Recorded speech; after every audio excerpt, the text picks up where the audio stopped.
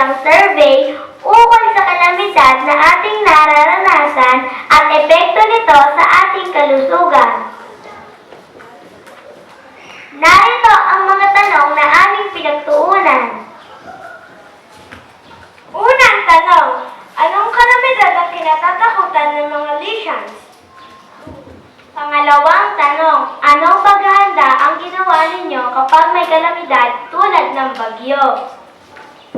Ikatlong tanong, anong pagkain ang inihahanda nyo kapag may kalamidad tulad ng bagyo? Ikaapat na tanong, masustansya ba ang mga ito?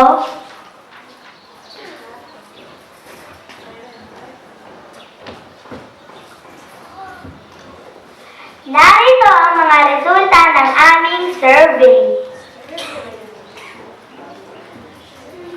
Unang tanong, anong kalamidad ang kinatatakutan ng mga lesions?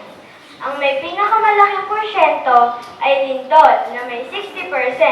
Sumunod naman ay bagyo na may 28% at pagbibiyak ng lupa na may 12%. Pangalawa, anong paghahanda ang ginagawa ninyo kapag may kalamidad tulad ng bagyo?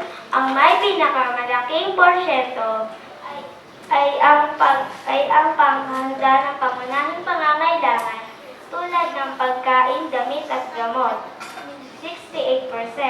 Sumunod ang pagkukumpuni ng parte ng bahay na may sira, 30% at pagsasawalang bahala, 2%.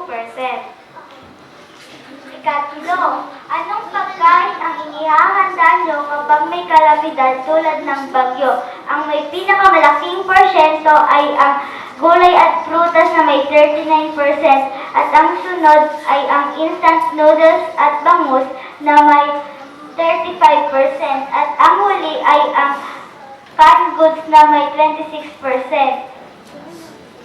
Ika-apat, 70% ay tasya ba ang ito?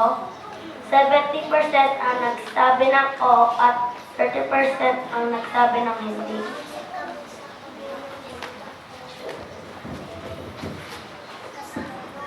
Bilang pagsusuma, karamihan sa mga lesions ay kinatatakutan ay lindol. Pangalawa, paghahanda ng pangunahing pangangailangan tulad ng gamot, damit at pagkain kung may kalamidad. Pangatlo, pagkain ng gulay at prutas, gayon din ang instant noodles at bangus kung may kalamidad. Pang-apat, masustansya ba ang mga ito?